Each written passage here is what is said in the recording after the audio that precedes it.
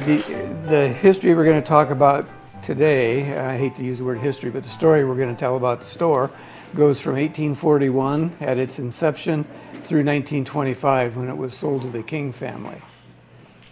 So we have about 5 primary owners of the business throughout that time. Well, you can see them up here, and we'll be talking about those. So this is my way of telling the story about what we would call the old store. I don't want it to be a history lesson with names and dates and that kind of thing in a timeline. This is a story, and it's a story about relationships. Even when we're talking about the store is nothing more than who owned it and who got sold to and what their relationships were. And I found that to be really interesting going back in time to 1841. Bristol was founded around 1830, 1829, the first settlers came here. This is a plat map of Washington Township, where we are right now, and you can see right in here, that area, that's what we're going to be talking about. You can see how the river comes down from Three Rivers and goes on toward Elkhart. This is the ground zero for our story tonight. Bristol started out, it began as a riverboat town. The river was navigable all the way from Three Rivers, clear up the river to St. Joe, Michigan. And once they got to St. Joe, then they'd go across the southern end of Lake Michigan to Chicago. So goods came here and goods went from here along that route. And we were well known. The guys in bigger cities like New York City knew where the hot spots were for selling goods, and Bristol was a hot spot. This was a keel boat, and it's one example of a keel boat. A keel boat is basically any unpowered boat that uses poles and men to pole their way along the river, which if you're going upriver, that's kind of a big deal. Going downriver is a little easier. And you can see on the left over here some poles. This boat wasn't on the St. Joe River. I don't have any pictures of that, but it's a nice representation of a keel boat. Then once the smaller steamboats came about, they replaced the keel boats, and this is kind of a small steamboat, and they would have something like this to carry goods back and forth.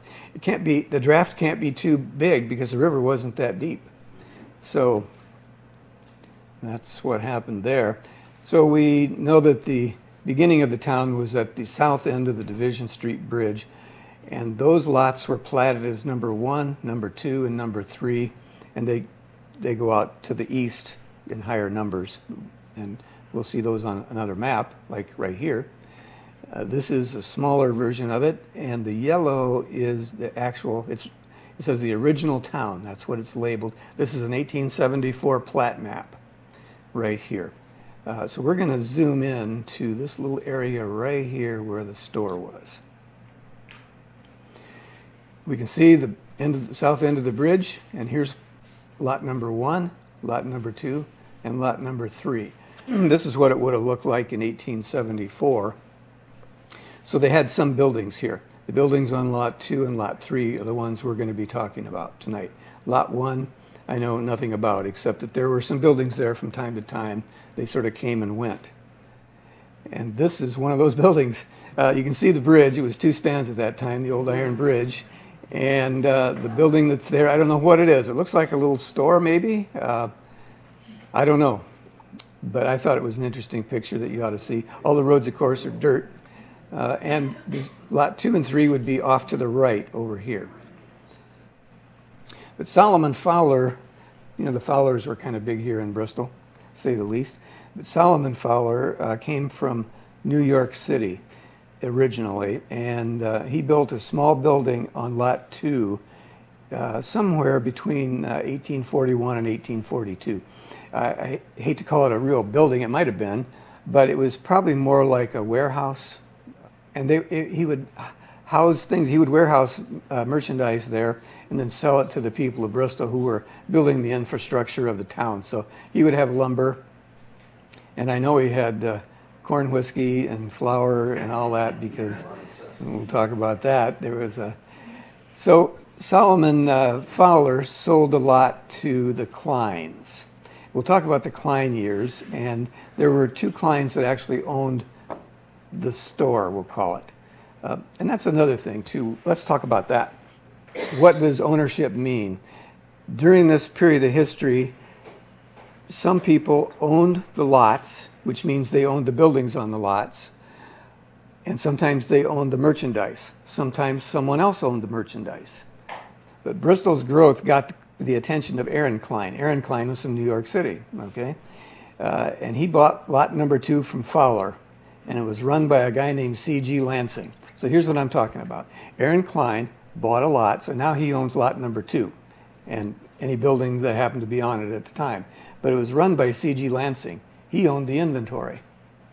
He's a renter. They never use the term renting in here. They say ran by. Okay, so I've tried to put in the notes here. You know, if we go back, here's the Klines owned the lots and the merchandise for 16 years. Then a fire destroyed this building. I don't know what caused the fire, but it certainly destroyed that building because it said that he lost $10,000 worth of merchandise. And if that was in 1886 dollars, 1846 dollars, that was a whole lot of money.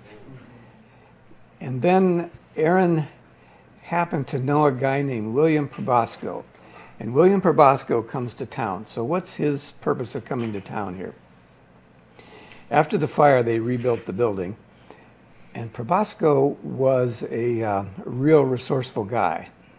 He was born in New York, orphaned when he was 8, and he went to live with his grandparents for just a few years. And I think he was like 12 or something, 12 or 16. He ran away to seek his fortune. And he learned carpentry, and he learned a little bit about the mercantile business. But carpentry was a big deal. Probasco was a big guy. I mean, big. He was like 6'4" and weighed, during his life later on, anywhere between 350 and 400 pounds.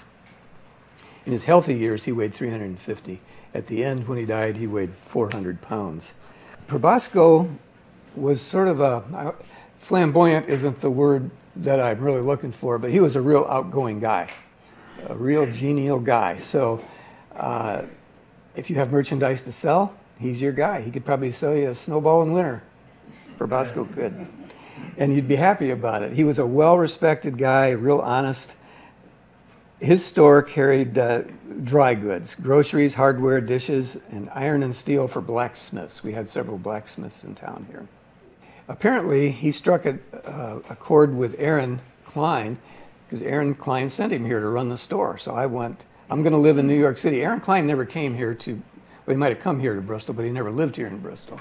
But he sent Probasco to run this store for him. Apparently, he wasn't happy with Mr. Lansing. The building burned. And then there's lot number 3. As the store was being rebuilt, lot number 3 was purchased by Aaron Kline and Probasco, where a larger store is built from, and the store was built from oak. It's the store that we know today. That's what we would call a store. So we have a smaller facility on lot number 2 that's more of a warehouse.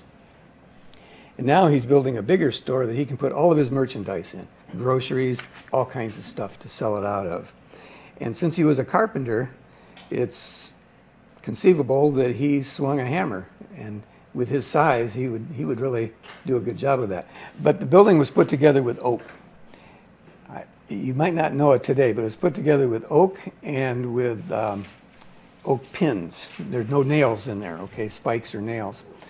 The floor was made out of wood planks, but it was all different kinds of wood. I'm not sure what that was, but if you've ever been in an old store with a wood floor, you know how it creaks, and I can just imagine what that creaking sounded like. Today, you know, we have a lot more things have been added to the store today, so you might not know underneath. There might be a Bonneville Mill type of structure underneath there. We're all hoping so anyway.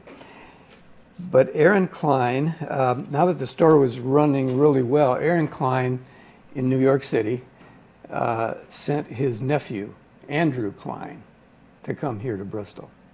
So that's why I call it just the Kline store. But Aaron Kline sent his nephew, Andrew, to come here to keep the books. That's what his job was. Probasco was running the store, and they just made hay while they were here. But in 1852, so just a few years down the line, Probasco was kind of exhausted, and he left this area in 1848. So Andrew Kline buys out Aaron and buys out Probasco's interests, and he continues to operate the store independently through 1857, really. So William Probasco came back to town then after a while. I don't know why he left. It seems to me I read somewhere why he left. But anyway, he left, and he went to Minnesota, learned the mercantile business in Minnesota. Then he went to Detroit for a few years and learned the transportation industry from Detroit. Now he comes back to Bristol. Returns in 1857, purchases lots number 2 and number 3 from Andrew and James Fowler. So Andrew sells out, at the end of the Kline era, he sells out his buildings and lots to Probasco. If you have any questions,